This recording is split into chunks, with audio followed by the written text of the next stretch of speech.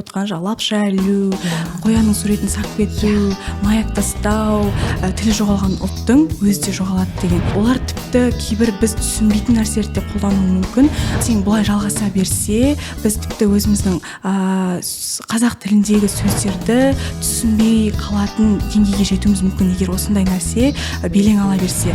Білгеннен не пайда, білгенін көпке айтпаса, үйреткеннен не пайда, қайырымы қайтпаса деп. Нақтылық жоқ болса, ол маған ұнамайды. Оқушы деген қап емес, не болса соны сала беретін, ол шамшырақ. Біз әрдайым келген қонағымызға мынандай сұрақты қоямыз. Қайыр деген сөз. Қайыр? Иә. Сәлем достар. Бұл Абай атындағы республикалық мамандандырылған дарынды балаларға арналған қазақ тілі мен әдебиетін тереңдете оқытатын орта мектеп интернат оқушыларымен ой бөлісіп, пікір алмасатын подкаст. Шығарылымның бүгінгі қонағы мектебіміздің 11-ші сынып оқушысы, республикалық Абай оқуларының, республикалық мәшһүр оқулары және пәндік олимпиаданың жеңімпазы Қайып Айдана Тілеубердіқызы. Айдана, қош келдіңіз. Қош көрдік. Қайырлы күн. Айдана, сізге қояр алғашқы сауалым. Жалпы бүгін сенбі күнгі демалысыңыз қалай өтуде? Баршаңызға алдымен жалынды сәлем. Сіздерді осы подкастта көргеніме қуаныштымын. Сіздерге біздің подкастымыз ұнайды деген үміттемін. Енді мен бұл подкастқа шақыруды сізден осыдан 2 күн бұрын алдым ғой. Сондықтан да негізі менің сенбі күні таңертеңнен бергі, таңғы астан кейінгі уақытының бәрі осы подкастқа кішігірім дайындықпен өтті. Өзімнің қара сөздерімді қайталадым, тағы сондай дайындықтар жасадым. Солай өтуде. Ал сіздердің жалпы мектеп интернатта мынау сенбі, жексенбі күндеріңіз қалай өтеді? Негізінде әркімде әрқалай өтеді. Енді уақытының қадірін білген балалар үшін әрине ол өздерінің қосымша сабақтарына дайындалады. Мысалы, біз 11-ші сыныптар көбінесе уақытымызды қосымша курстармен өткіземіз. Өзіміздің таңдау пәндерімізге байланысты, басқа да жалпы 5 пәніне арнаймыз. Одан бөлек енді кіші сыныптар ойлаймын үй тапсырмаларын орындайды, үлгермей жүрген нәрселерін орындайды, жаттауларын жаттайды. Одан бөлек өздеріміздің істеріміз бар ғой енді, бөлме тазалау, кірлерімізді жуу деген сияқты. Сондай дүниелермен айналысамыз. Және де мысалы допқа қызығушылығы бар ұлдар, қыздар, сол секілді шахматқа деген секілді олар енді уақытын спорт кешенінде өткізеді. Кейбіреулер бар қыдырып келетін, енді әркім әрқалай өткізеді негізінен. Демалысыңыз солай өтеді дейсіздер, Айдана, енді сіз жаңа біз атап өттік, республикалық шығармашылық байқаулардың біразына қатысып жүлдегер атанғансыз, және де шешендік сөз өнері байқауы, Ділмар байқауынан да арнайы орын алғансыз. Осы сабағыңызбен бірге осындай жұмыстарды, байқауларды, яғни қатар алып жүру, ол сіздің табандылығыңызды, еңбегіңізді көрсетеді. Бәріне қалай уақыт табасыз? Енді мен жарыстар туралы енді алдымен іріктеу туралы естимін ғой. Мектепте осындай жарыс өткелі жатыр екен, іріктеу мынандай күн екен. Апайлардан естимін, өзім жетекшімнен деген секілді. Сосын іріктеуге барып жазылғаннан кейін дайындалу керек қой енді іріктеуге. Сонымен уақытымның көп бөлігін, яғни мысалы дайындық уақыттарын, түстен кейінгі бос уақыттарды, сабақ арасында кейде бір бос отырып қаламыз ғой. Сондай сәттерді сол дайындыққа арнаймын. Ондай кездерде ол енді әрі кетсе бір аптаға, сондайға 10-15 күнге созылады ғой. Сол кездерде менің кішкене өзімнің сабақтарым сәл-пәл жетке қалып қалады да. Сәл ғана мен бірақ қатар алып жүруге тырысамын, үй тапсырмасында, дайындықта да, бірақ көп күшті сол дайындыққа саламын.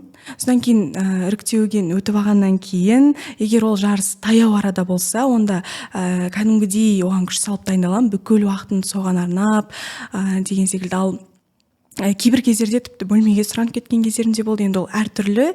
Егер дайындық тым тығыз уақытта болу керек болса, онда солай істеуге тура келеді. Ал негізінен әлі уақытымыз бар боласын болса, онда мен сабаққа да қатысып және де дайындығымды да істеп жүре беремін. Жаңа аз-аздан үздіксіз дейді ғой, екеуін де қатар алып сөйтіп дайындалып жүремін. Жақсы, жауабыңызға рахмет. Яки сіз жарыстарды да сабағыңызды да бірге алып жүруге тырысасыз, иә? Барынша. Енді біз сізді мектепте жалпы өзіңізді қарап, бақылап жүргендіктен, кейде сабақтарыңызға да біз қатысып көргенде өзіңіз үнемі белсенділік танытып жүресіз. Өзіңіз айтып жатқан енді жарыстарға қарай ойыссақ, қателеспесем, сіз 2022 жылы Абай оқуларына Семей қаласына барып қайттыңыз, иә? Семейден қандай әсер алдыңыз? Семейден енді әсер алмай қайту мүмкін емес. Ұлы Абайдың туған жері, мысалы, жерленген жерінің өзіне бардық, Жидебайға, Қарауылда болдық, бүкіл Абай жолын оққанда атаулар кездесетін жер сулардың бәрінде болдық. Жаңағы Әуезовтің музейінде болдық, Абайдың Семейдегі музейінде, одан өзінің туған топырағы Жиделдегі, Жидебайдағы музейлерінде болдық. Негізінде жарыс уақытында жүргенде менде өте бір әсер болмайды, өйткені менде уайым болды. Енді 45 қара сөзімен 1,5 жылдай уақыт жаттадым ғой. 1 жылға жетпей ма, 1 жылдай жаттадым ғой. Сол уақыттарда енді соның енді жемісін көрсетуің керексің ғой, қаншама еңбегіңнің. Сондықтан да менде әрине әрбір балада болады деп ойлаймын. Уайымдадым, сондықтан да мен бір қатты әсер де болмадым басында. Андай толқып жүрдім. Бірақ та кейіннен осы жаққа қайттан Алматыға оралғаннан кейін кәдімгідей сағынып, сол Жидебайда өткен күндерімді кәдімгідей сағынып, сол кезде естеліктерді сағынып, содан кейін барып маған құны оның күн өткен сайын еселеніп жатыр оның құны маған. Керемет. Енді сіз жаңа айттыңыз, 45 қара сөзді 1,5 жылдай жаттадым деп. 45 қара сөзді жаттаудың өзі, оның мән мағынасын ұғынудың өзі оңай дүние емес. Жалпы өзіңіз жаттаған кезде қандай кедергілер болды? Енді қара сөзді оқыған оқушылар біледі, 38-ші қара сөз бізде ең ұзақ қара сөз. Ол кітап беттерімен алғанда, сөздігімен қосып, арабшадан қазақшаға аударған сөздігімен қосып 15 бет шығады. 15 парақ емес, 15 бет шығады. Былай қарасаң, бір әңгіме ғой, бір шағын әңгіме. Және де оның ішінде жаңағы аяттар кездеседі. Енді біздің Абай өзі шығыстан жақсы нәр алған ғой, сондықтан да өте көп жаңағы арабтың сөздерін, парсының сөздерін қолданады. Біз аудармасын білмейтін, ешқашан естімеген, соның бәрін есте сақтау қиын болды. Кәдімгідей мән ла хаяхун уә ла иман лаху деген сияқты жерлер кездеседі. Оның бәрін жаттауың керексің, сөзбе сөз жаттауың керексің. Және осы ең қиын жатталған осы қара сөз болды. Менің 15 бет қара сөз жаттауға 15 күнім кетті, жартайым. Шілде айының 15-нен бастап 30-ына дейін жаттадым. Және соңына дейін жеткенше бас жағын басынан бастап қайталап отыру керек қой күн сайын. Әйтпесе бас жағын ұмытып қаласың. Одан бөлек қанша 44 қара сөзім бар. Мен ең соңына қалдырып қойдым да оны. Сол қара сөз жаттау қиын болды. Және де 28 бар, 43 бар. Жалпы енді сөздер жағынан қиын болды. Одан кейін жаңағы қиындық тудырғаны, мен бұл қара сөздерді жаттауды қазанда бастадым. 2021-дің қазанында бастадым. Сосын сол кезде жаттаған қара сөздерімді, мысалы, маусым айында айтсам, келесі жыл мен ұмытып қалғанда, сөзбе-сөз айта алмай тұрмын. Мазмұнын айтып кете берем, қайта-қайта, сөзбе-сөз айтып жатқан жоқ, синонимдік қатарымен ауыстырып жіберем. Сондай кездерде басынан бастап қайталау керек. Сол кездерде қиналып, өзіме жыным келіп, не үшін ұмытып қалдым деп. Содан кейін біреу сенен сұрап тұрған жақсы да, өзің бәрін басынан бастап, бірінші қара сөзден бастап айтып отырғанша, біреу сенен әр жерінен кітапты ашып қойып сұраған тиімдірек. Бірақ мен ондай адам таппай қалдым. Кейде қасымдағы қыздардың өздерінің сабақтары бар, өздерінің жаңағы айналысатын істері бар, жеке істері бар деген сияқты. Сол кездерде жаңағы сұрайтын адам таппай, сондай бір дайындық барысында кедергілер туды, ұмытып қалу, сөздері қиын болу сияқты. Негізінде жақсы. Басқа қиындық болған жоқ. Басқа қиындықтар болмады, иә. Енді Айдана, бұл жаттаған кезде осындай дүниелерден өттіңіз, иә. Ал сөздердің мағынасын ұғынуға қатысты не айтасыз? Мәселен, біз жалпы абай ілімін, абай шығармашылығын кеңінен, тереңнен талдап зерделеуімізге болады, иә. Қара сөздеріндегі тіпті қарекет, өнер деген ұғымдардың өзін жеке-жеке әртүрлі контекстте алып талдауымызға болады. Жалпы сіз осы өлеңдерді жаттай жүріп, сөздің мынау ұғымын тану аясында қандай ой түйдіңіз? Енді жаңа айтып өттім ғой, арабтың сөздері көп кездеседі деп, және оның аудармасы жазылып тұрады деп. Сол аудармаларға жаттап отырған кезде көз жүгіртіп отырдым, және жаңа жаттап болғаннан кейін қайталаймын ғой, сол кезде сол өзімнің қазақша баламасымен, жаңа қазақша аудармасымен айтып отырдым. Бірақ сол кезде енді қиындыққа соққан жоқ, бірақ қазір менің ол аудармалар есімде жоқ, ұмытып қалдым. Бірақ та жаңа арабша сөздердің аудармасымен түсіну негізінде оңай болды, қатты қиын болған жоқ. Ал енді өзіміздің кәдімгі түсінікті қарекет, өнер сияқты сөздер әр қара сөзінде шынымен де әртүрлі қозғалады. Ғылымның бір қырын басқа бір қара сөзінде былай көрсетсе, ендігі басқа қара сөзінде мүлде басқа қырынан ашады деген сияқты. Енді миға көп ақпарат құйылады ғой негізінде. Онда сұрақты сізге былай мына тұрғыдан қойсақ, Абайдың қай қара сөзі, енді сіз 45 қара сөзді толық мағынасымен бірге жаттаған оқушысыз, иә? Абайдың қай қара сөзі сізге ерекше ой салды? Қай қара сөзіндегі идея сізді ойландырып, жаңа бір дүниелерге қозғау салды? Қара сөздердің ішінде 15-ші қара сөз айтсақ болады. Ол жерде кездеседі өзіңе өзің күніне бір мәртебе, болмаса жұмасына бір, тіпті болмаса айына бір рет есеп бер дейді. Қазіргі мысалы бүкіл психологтардың, жалпы әртүрлі жаңағы тұлғалардың айтып жатқан өз-өзіңе есеп беру сияқты дүниелері осы Абайдың қара сөзінде тұр ғой. Сондай нәрселер мені жаңағы мотивациялық тұрғыда әсер етті. Одан кейін өзімді еңбектенуге жігерлендірді. Жаңа еңбек туралы қара сөздері күнімді босқа өткізбеуге, күлкіге көп салынбауды, өйткені күлкіге салынған адам не ақылдан, не шаруадан, не бір ұят келелік істен құр, ғафил көп өткізіп отырса керек дейді. Орынсыз болымсыз нәрсе. Және осы күлкіні орынсыз дүниелермен алмастырмай, орынды қарекетпен азайт дейді. Сондай нәрселер маған әсер етті. Сол секілді алынған сол қара сөздерді, әр қара сөзде бір афоризмдер болады да, бүтіндей бір қара сөздің ішінен белгілі бір сөйлемдер афоризм болады, және ол халық арасында көп қолданылып жүрген нәрселер болады. Міне сол афоризмдер маған әсер етті, және де мен оны өмірде қолдандым, әртүрлі жарыстарда қолдандым деген секілді. Сол жағынан пайдалы болды. Өзіңізге өміріңізде көп дүниеге, яғни іске асырдыңыз, иә? Түйген дүниелеріңізді, жаттаған дүниелеріңізді. Жақсы.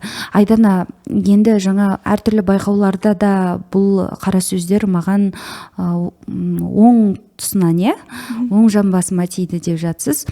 Енді мен мына тұрғысынан сізге мына сауалды қойғым келіп тұр. Біздің мектебімізде шешендік сөз өнері оқытылатын арнайы пән бар, және Ділмар үйірмесі бар, иә? Жарқын Сәленұлы жүргізетін. Ділмар үйірмесінің сіз бұрын мүшесі болдыңыз, және өте белсенді әрі бірнеше байқаулардың жеңімпазы атандыңыз Ділмардан. Жалпы Ділмар мектепте балаларды мынау сөз саптауға, сөйлем мәдениетін қалыптастыруға үйрететін енді үлкен бір академияның жұмысын атқарып отырған үйірме деп атауға болады. Осы үйірмеге қатысу арқылы балалар тек сөйлеуді ғана үйрене ма, жоқ әлде Ділмар арнайы бір сіздерге тағы да берері көп дүние ретінде жалпы не береді? Жалпы өзіңіз Ділмарға қатысты қандай пікір білдіресіз? Өте көп нәрсе үйретеді. Негізінде Ділмар ол телегей теңіз ғой. Мен сол Ділмарда жүрген уақытта көп нәрсеге қол жеткіздім. Ділмар қарапайым мәдениеттің өзін үйретеді ғой. Мысалы бізді Жарқын ағай осы Рамазан айында ауызашарға барды. Кәдімгі үлкен даму бизнес групп деген компанияның адамдары ұйымдастырған үлкен неше түрлі танымал тұлғалар жаңағы болған бізді ауызашарға барды. Оның өзі үлкен мәдениеттілікке үйретеді ғой. Жаңағы қаншама танымал тұлғалармен, ол адамдармен кездестік. Соған үйретеді. Содан кейін өзімізді сондай ортада қалай ұстау керектігін, көп алдында қалай ұялмай сөйлеу керектігін, қарапайым, мысалы сабақ үстінде бізге ағай шешендікке жататады ғой, әртүрлі би шешендердің, жазушылардың, ақындардың соның бәрін тек қана жаттап қоймай қолдануға үйретеді бізді. Яғни білу және түсіну деген сияқты дүниелер бар ғой, Блум таксономиясы ғой. Таксономиясында.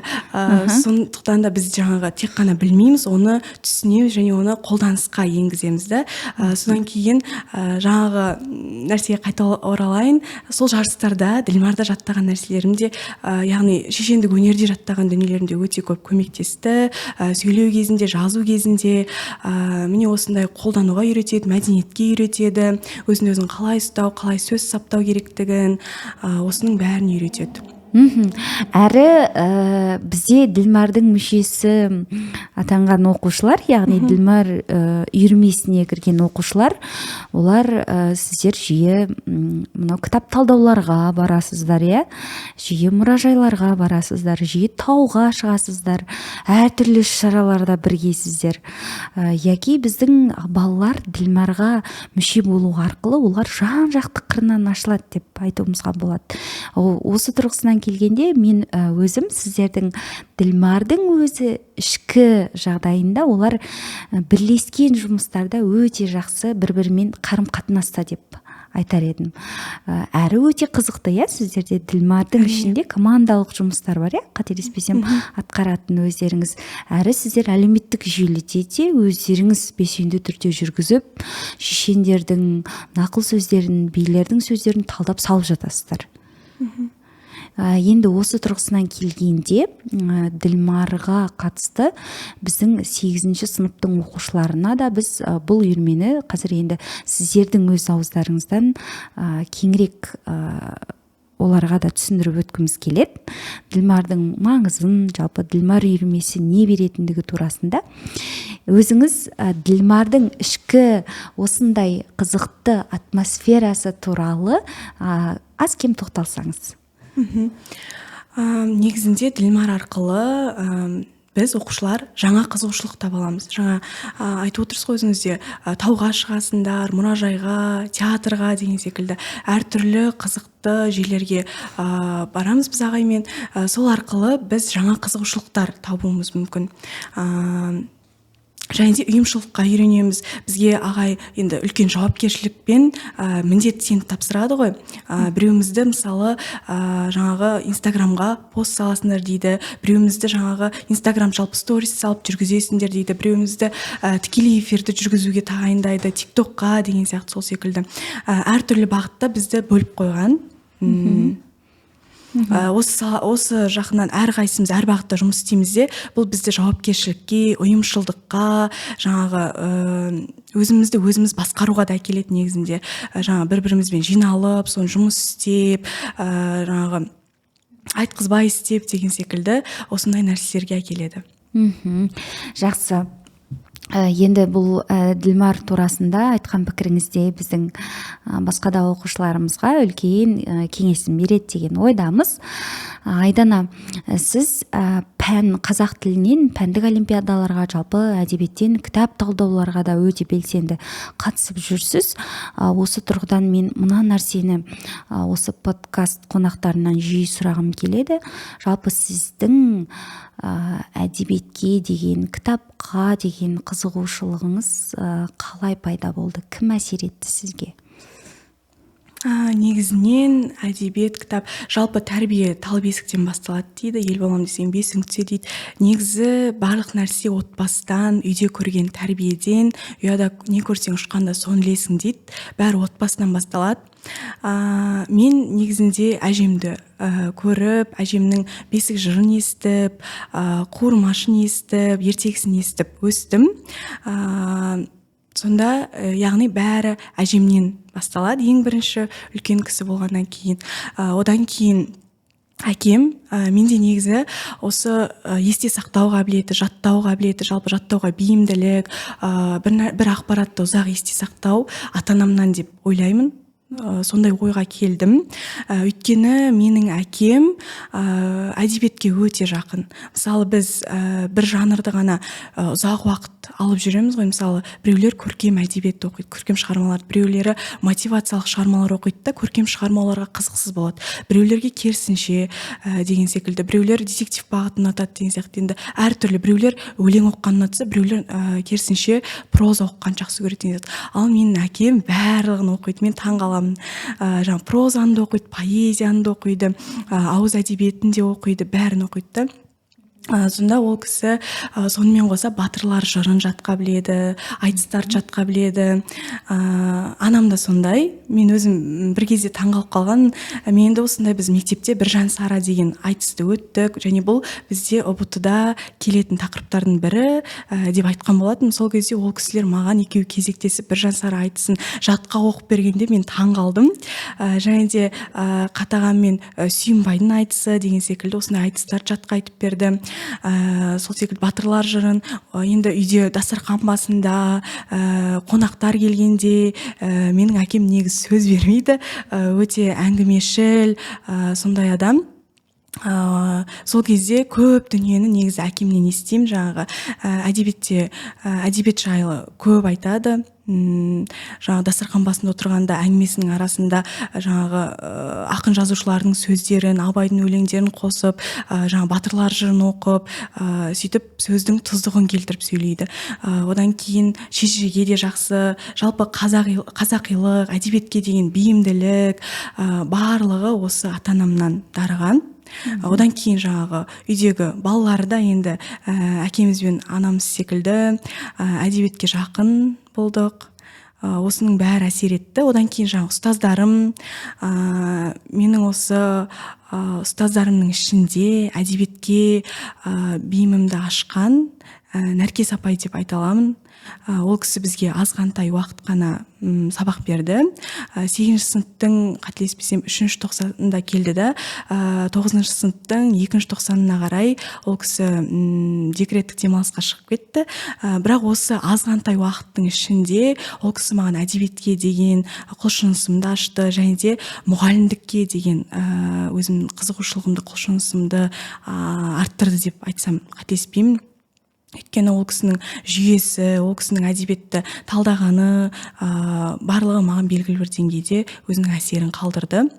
Жақсы. Қазір біз бұған да тоқталатын боламыз. Енді сіздің алдағы уақытта жоспарларыңыз жайында. Жаңа өзіңіз отбасымызбен кітап оқимыз деген сияқты айтып қалдыңыз, үйде бізге осы тұсынан бөлсіңізші. Үйде сіздерде отбасымен оқып кітап талдайтын кездер бола ма сонда?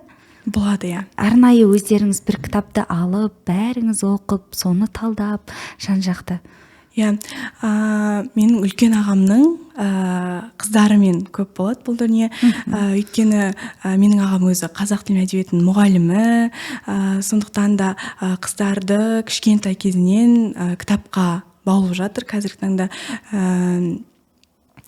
Сонда соларға көптеген кітап сатып аламыз. Өздерінің де олардың қазір кітапқа деген құлшыныстары өте жоғары.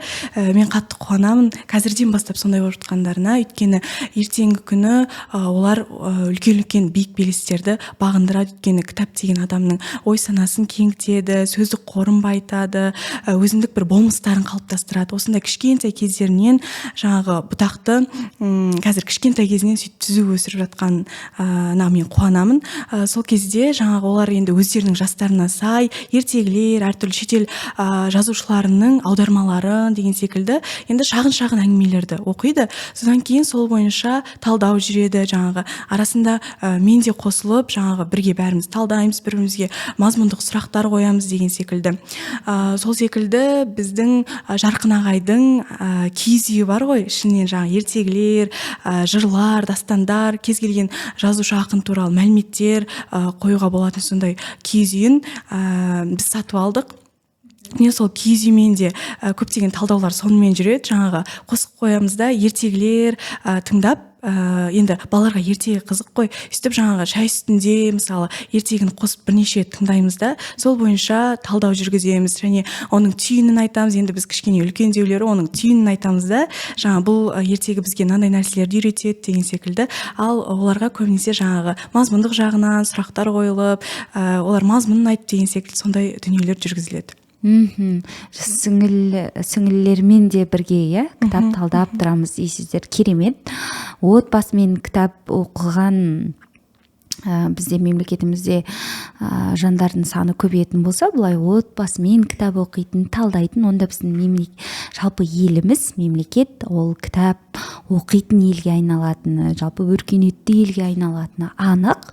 Бұл әрине сіздің бұл пікіріңіз, ойыңыз барлығымыздың көңілімізге қуаныш ұялатады. Өзіңіз сүйіп оқитын кітаптардың жанры қандай? Жалпы сүйікті жазушы ақыныңыз бар ма? Мен негізінде сүйіп оқитын шығармаларым, олай көркем шығармалар, барлық осы қазақ жазушыларының, шетелдік жазушыларды да оқып көрдім аудармаларын, бірақ мені онша тарта алмады, өйткені ол жерде кішкене көркемдік аздау болды ма, жаңа бәрі тура мағынасында, немесе мен таңдаған кітап бәлкім дұрыс болмай қалған шығар. Негізінен сол көркем шығармаларды оқимын. Енді негізінен менің дәл көркем шығармаға деген махаббатымды 5-ші сыныпта Шолпан деген апай бірінші рет маған кітап оқытқан. Сол кісі бізде кітапханада жарыс өтеді, Жабай алма деген кітапты оқып келіңдер деді. Сол бойынша талдау өтеді, басқа мектептер келеді, сөйтіп біз талдаймыз, орын береді, сөйтіп сол жарысқа қатысатын болсаңдар қатысыңдар деді. Біз балалар болып кітапханаға бардық бәріміз, сөйтіп Жабай алманы алдық. Ол кезде мен қосымша Мұқағалидың поэмаларын жаттап жатқан бір жарыспен тұспа-тұс келіп қалды, сол Мұқағалидың жарысымен. Сонымен қосымша сол қысқы демалыс кезінде болатын, сөйтіп Жабай алманы да оқыдым. Сондай бір махаббатпен, қызығушылықпен оқыдым. Әлгін келесі бетінде не болады екен, енді не болады екен деп, енді ол жаңа соғыс кезіндегі балалардың өмірі туралы ғой, неше түрлі ауылдың қызықтары туралы бір өзіме сондай қызық болды да. Сөйтіп және оқуға жеңіл болды. Сөйтіп алғашқы махаббатымды Сайын Мұратбеков ашқан. Одан кейін мен үнемі айтам, әлі де айтам, ең сүйікті шығармаң десе Жабай алма деп. Сондай бір ыстық, менің алғаш оқыған кітабым, толық оқыған осы Сайын Мұратбековтың Жабай алмасы болды.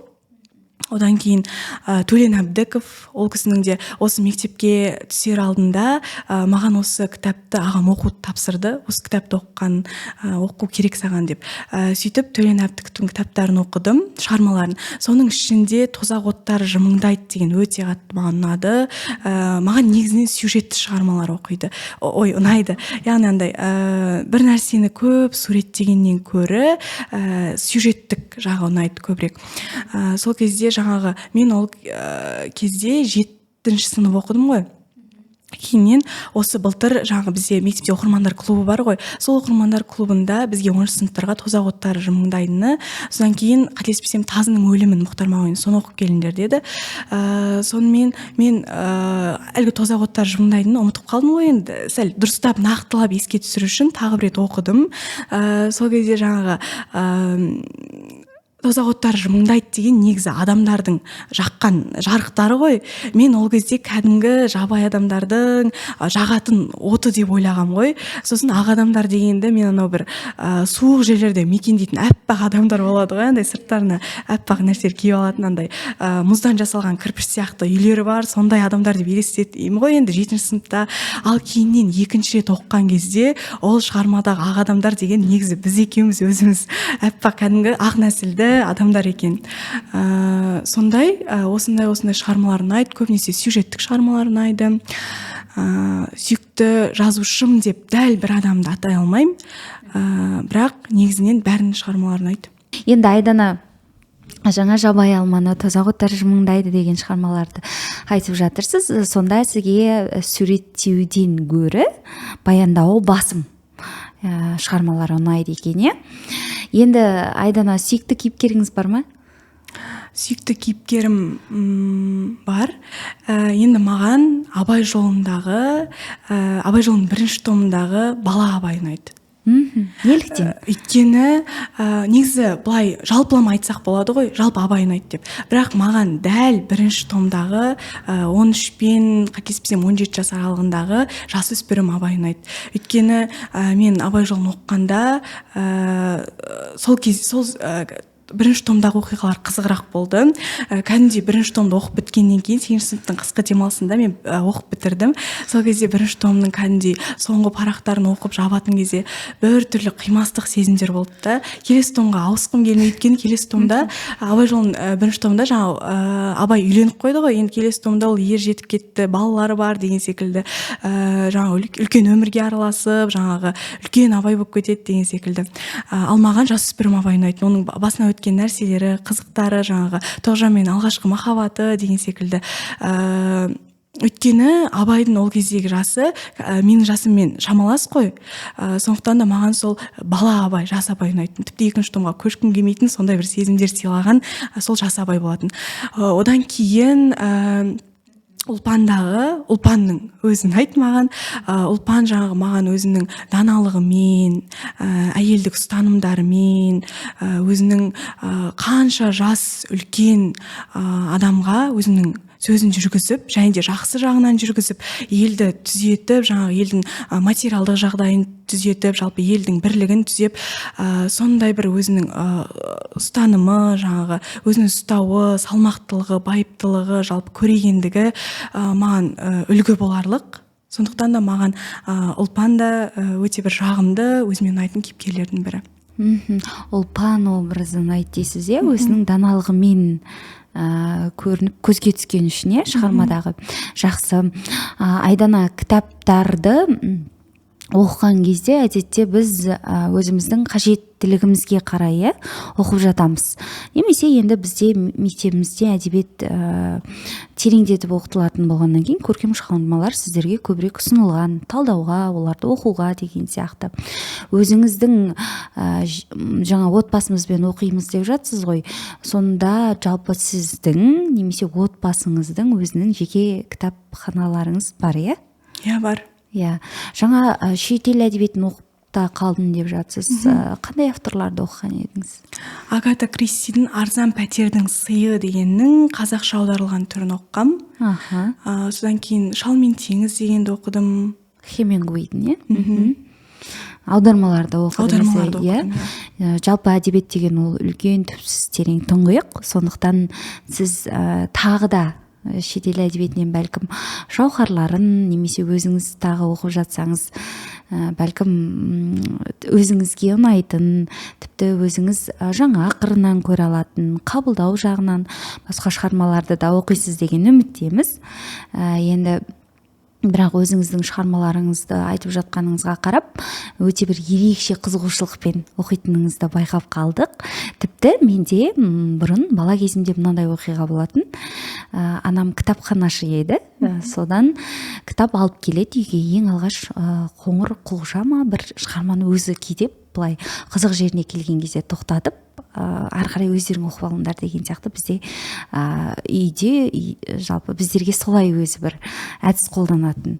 Кейін өзі кітаптарды әкелген кезде біз қызығып оқи бастадық.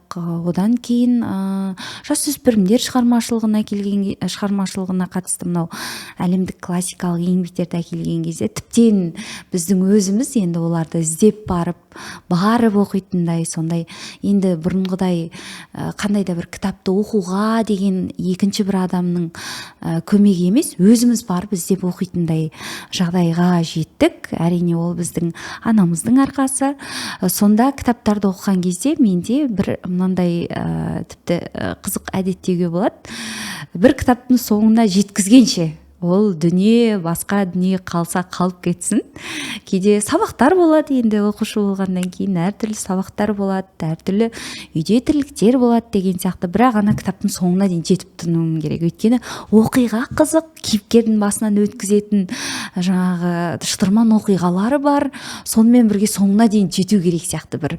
Оған дейін тіпті кейде анау түнде жаңағы ұйықтаңдар, кеш болды деген кезде тіптен қарамай, әлгі жарықты жағып қойып да оқитын кездер болған. Бір тығылып алып, сол анау жарықты жағып алып деген сияқты соңына дейін жеткізетін.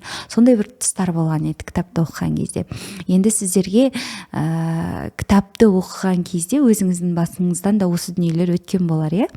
Әрине. Өйткені кейіпкердің іс-әрекеті, жазушының шеберлігі ол кез келген оқырманды ойландырмай қоймайды. Ой салады. Тіпті біз кейіпкерлердің әрекетіне қарап өзімізге де жаңа идеяларды аламыз. Өмірге деген көзқарасымыз өзгереді деген сияқты. Жақсы. Айдана, егер осы арада маған мынандай сұрақ туып тұр. Енді сіз кітаптарды, шығармаларды көп оқисыз. Егер өзіңіз кітап жазатын болсаңыз, болашақта жалпы еңбек кітап, не шығарма жазатын болсаңыз, ол не турасында болуы мүмкін, не жайында? Мен балалар классигі болар едім деп ойлаймын өзім. Өйткені кішкентай балаларға оққан өте қызық. Олар енді біздің деңгейіміздегі мысалы Абай жолын оққан, оларға қиын ғой. Мысалы мен өзім 7-ші сыныпта, 6-ші сыныпта болсам, маған қиын болар еді. 8-ші сыныптың өзінде маған қиын болды. Негізінде енді кішкене түсініп, қайталап оқимыз ғой енді қазір. Мектеп бағдарламаларында бар деген секілді. Екі кезеңде оққаным менің екі түрлі да.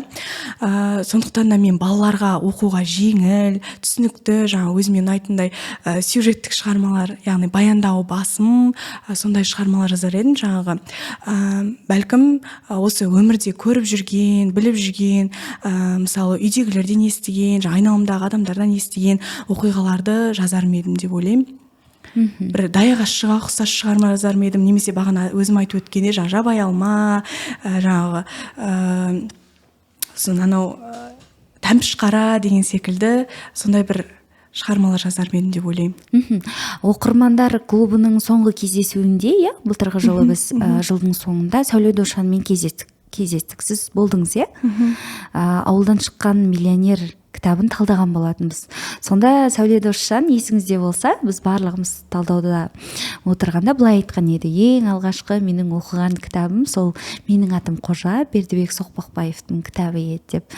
Жада жастанып оқыған, кейін өзім де жазушы болғанда осындай бір шығарма жазарым едім деген сияқты ол кісі бір өзінің ойымен бөліскен еді. Сонда ауылдан шыққан миллионер де сол бір алғашқы оқыған менің атым Қожаға ұқсаған бір туынды болсыншы деп іштей ниеттенгенмін дейді. Бәлкім сіз де жазарсыз. Біз оған тілектеспіз. Айдана, жаңағындай сұрақты қояйыншы сізге. Жаңа отбасымызда біз кітап оқимыз, анам, әкем, ағам деп айтып жатырсыз. Жалпы отбасыда сіздерде кітап оқудан бөлек қандай дәстүрлер бар отбасылық? Осы тұрғысынан да айта өтіңізші.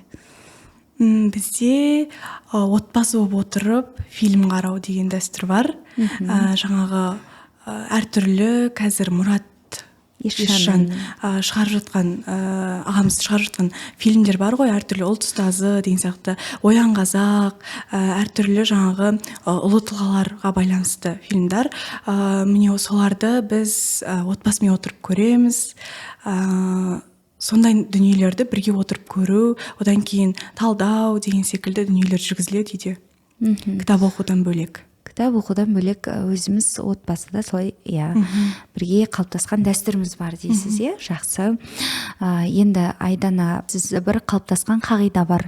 Балалар мүмкіндігінше бір-бірімен міндетті түрде қазақша сөйлеседі, қазақша бір-біріне ойларын айтады. Жалпы енді әр пәнде енді орысша да ағылшынша да оқиды, бірақ дегенмен де өзара бізде ең басты дүние ол бір-бірімен қазақша сөйлесу, иә. Ол міндетті түрде сақталуы керек дүниенің бірі. Бірақ кейде осы жасөспірімдердің арасында қазақша жақсы ойын жеткізе алса да, білсе де көбінде орысша сөйлеп, қазақша сөйлеуге қысылатындар бар. Осы тұрғысынан келген кезде сіздің ойыңыз қандай?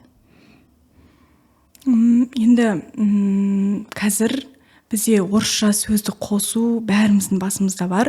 Жаңа бізде Жарқын ағайда 90-дарды қорытындылаған кезде тіл жанашыры деген жеке сондай бір марапат береді ғой, тіл жанашыры деп, және оны әр сыныптан анықтайды деген секілді.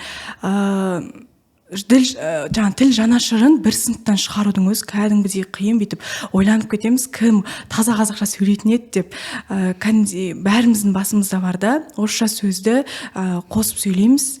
Енді неге олай дегенде, мысалы қазір тренд деген нәрсе бар, мода анау мынау, жаңа бір-біріне еліктеушілік, жаңағы дүние бір қалыпты тұрмайды дейді ғой, заманына қарай адамы. Сондықтан да бізде жаңағы орысша сөйлеу бір сән сияқты қалыптасып қалған ғой. Мысалы орысша білмесең бір өзің іштей ұялып тұрасың, болмаса оны ұятсың айт деген сияқты. Біреулер бар жаңағы орысша білмейтіндерге дұрыс қарамайтын деген секілді.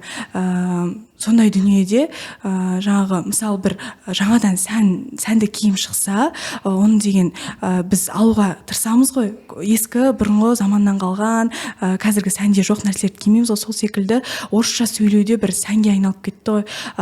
Орысша сөйлеген кезде адамдар өздерін басқалардан өзгеше бір жаңа көрсетіп, басқа адамға әсер беру үшін солай сөйлейтін секілді жаңағы. Сондықтан да сөйтіп бір-бірін қуалап, жаңа бір-біріне бір-бірімізге еліктеп, енді арасында мен де бармын ғой. Сондықтан да солай туатын сияқты. Орысша сөз қосу, орысша сөз араластыру деген кәдімгідей белең алып кеткен негізінде қазір. Тіпті біздің тұрақты тіркестеріміздің өзін қазір біз жаңа, енді ол тіл динамикалық құбылыс қой, өзгермелі құбылыс, сөйлеуімізге қарай деген сияқты. Тіптен қазір бұрынғыдай біз тұрақты тіркестердің өзін алдап кетті десе, жаңағы құлағына лапша іліп кетті, 3D қоянның суретін салып кетті деген сияқты ұғымда қолданып жүрміз. Жастардың өзінің бөлек тілдік ерекшеліктері бар. Тіл тұрғысынан қарағанда басқа да ерекшеліктер бар деген дүниелерді атауымызға болады. Енді жалпы сыныпта сіз өз қатарластарыңызбен немесе жалпы сіздің замандастарыңыз, қатарластарыңыздың арасында осындай сөздерді қолдану ол қалыпты жағдай ретінде қабылданып келе жатыр, әлде жоқ, сіздер енді Ділмарда мүше болдыңыздар, белсенді қызмет атқардыңыздар, бұл жөнінен сіздер қалай қарайсыздар, қалай күресуге болады ол тұрғысынан?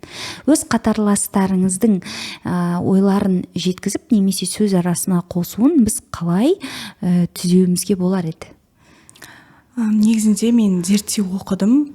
Лингвистердің зерттеуінше осы 13 және 23 жас арасындағы адамдар осы сленг деген дүниені көп қосады екен. Жаңадан бері айтып отқан лапша ілу, қоянның суретін сақып кету, маяк тастау, тағы ЛП деген сияқты өте көп қой.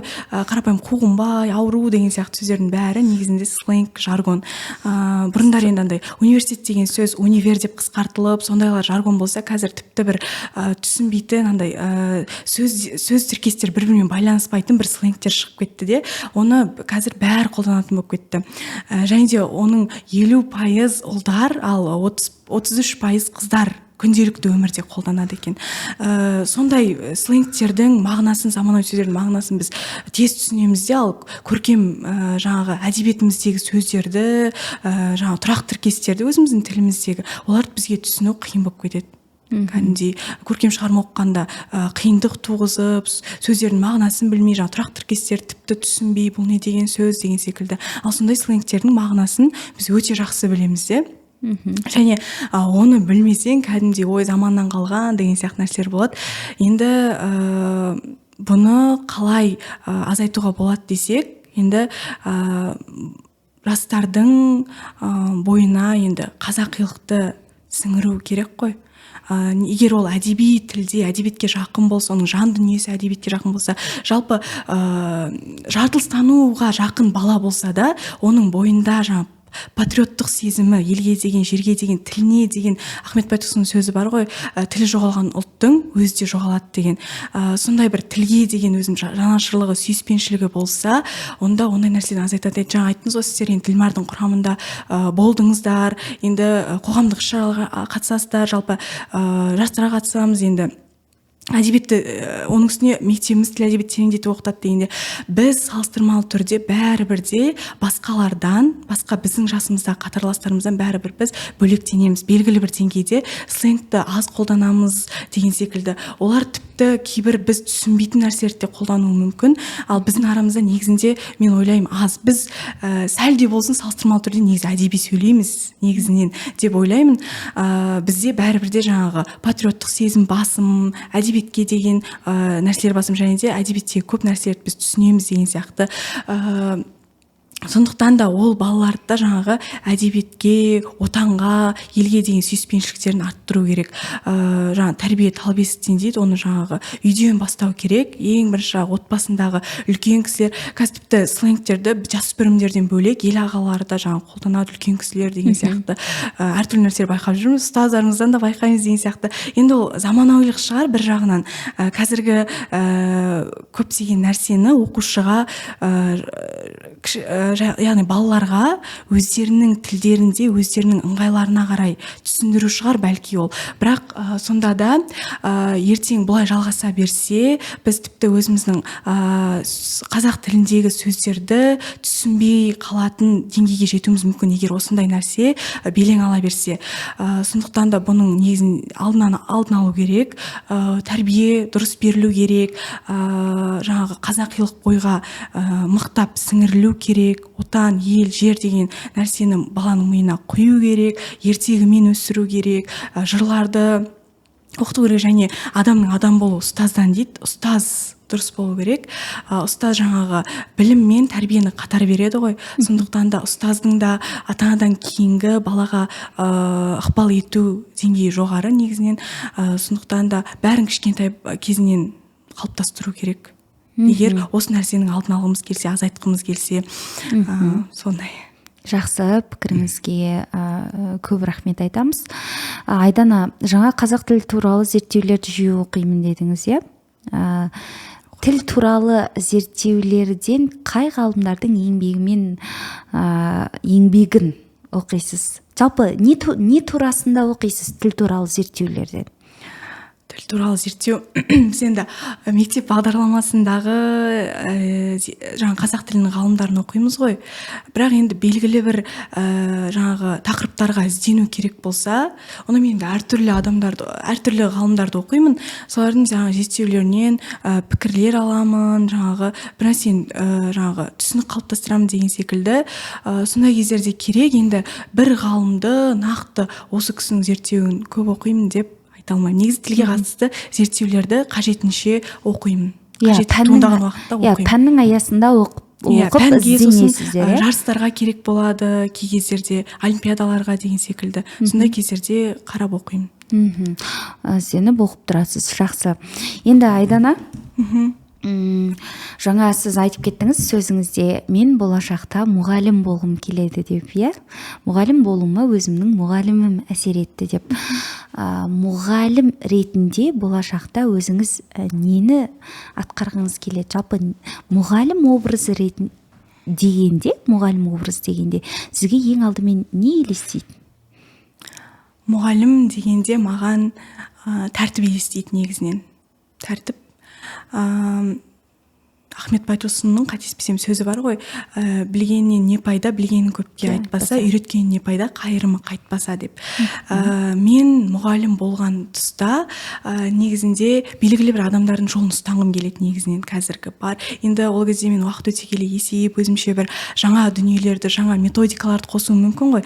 Бірақ дәл қазіргі сәтте мен өзім кейін талапшыл мұғалім болатын шығармын деп белгілі бір жүйе, өйткені маған жүйелі дүниелер ұнайды да, жаңа қалыптасып қалған, мысалы бізде абайтану пәні жүргізіледі ғой, сол кезде бізде Қизат ағай береді. Қизат ағайдың өзінің жүйесі бар.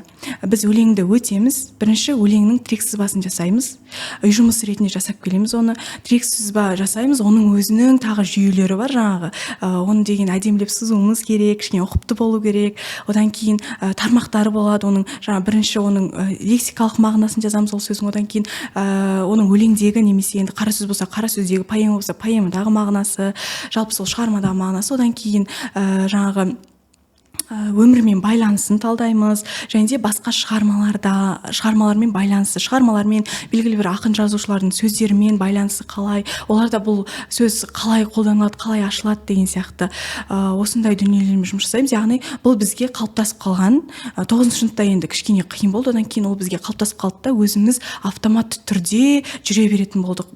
Қара сөз, жаңа бірінші тірек сызба, одан кейін жаттау, одан кейін өлеңді талдау деген секілді, кейбір кезде тіпті сол тақырыптар бойынша өлең шығарамыз деген секілді. Яғни айтпағым жүйе маңызды негізі оқушыны оқытуда. Сол пәнге деген қызығушылықты негізі жүйе және талап туғызады деп ойлаймын. Қизат ағайдың сол жүйесі ол өзінің енді талапшылдығынан келген ғой, өзінің сондай талаптарының ішіне жүйе, сол оқытудағы жүйесі де кіреді, соны бізден талап етеді.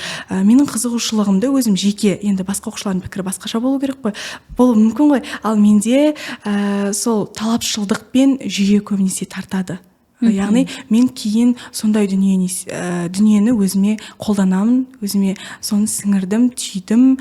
Осы қасиеттерді мен көбінесе сол Қизат ағайдан, одан кейін Нәркес апайдан, бағана айтып өткен сол кісілерден көп байқаймын.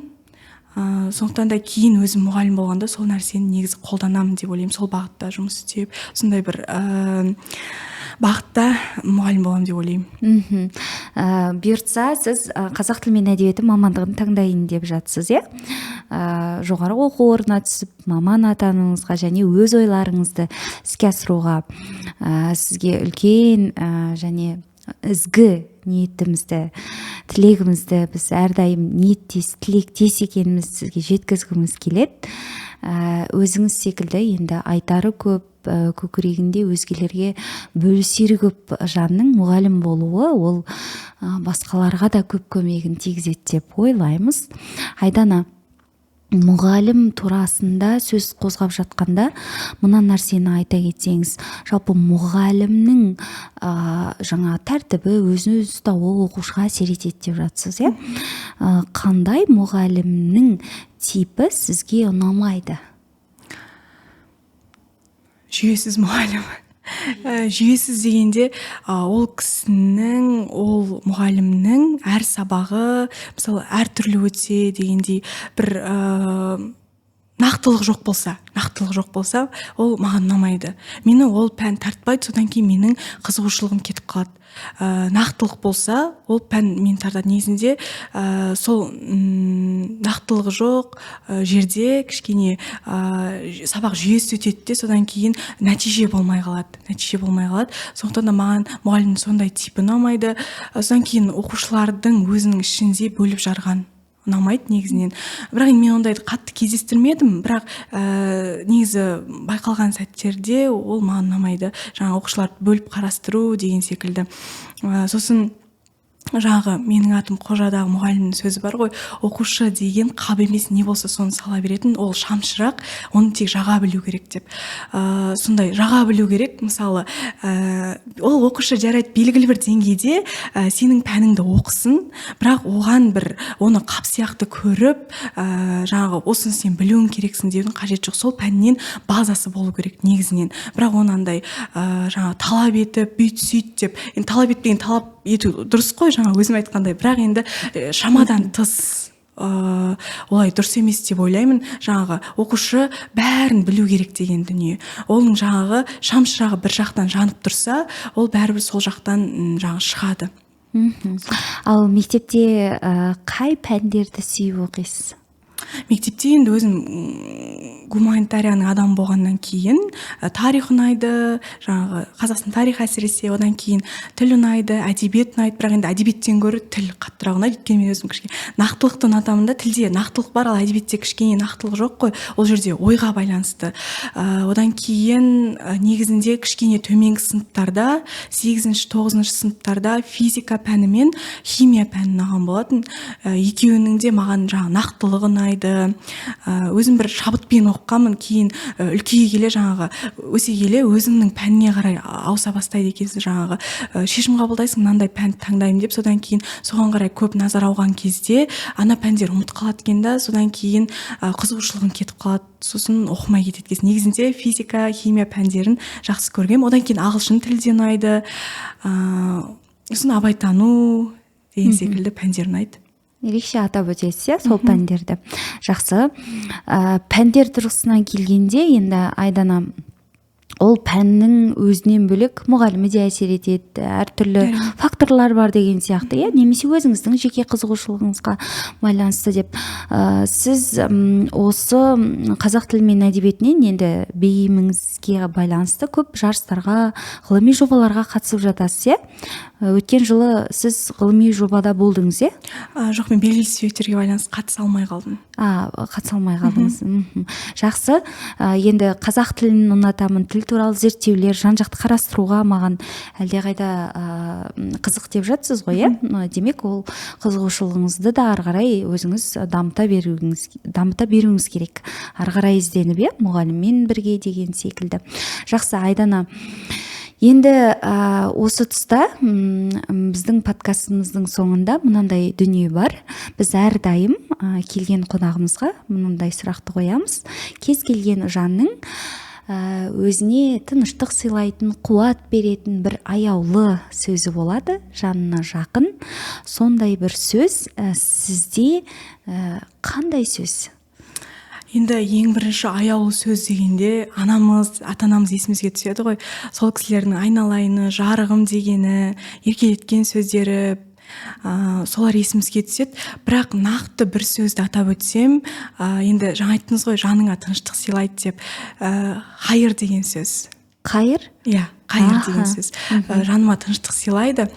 Өйткені бір нәрсеге көп алаңдап кеткенде, бір нәрсені көп ойлап кеткенде, бір нәрсені дұрыс жасамай қойсаң да өз-өзіңді іштей жей бересің ғой, немесе бір нәрсе өзіңде дұрыс шықпай жатса деген секілді. Сол кезде өз-өзіме әр нәрсенің бір қайыры бар деп айтам да, сөйтіп өзімді тыныштандырам. Яғни ол қайырдың артында жаңағы еңбек етсең бәрібір нәтижеге жетесің деген секілді, тағы да басқа жаңағы бәрін Аллаға тапсыр деген секілді, өз-өзіңе сен деген сияқты көптеген ойлар жатады мен үшін хайыр деген бір сөздің ішінде.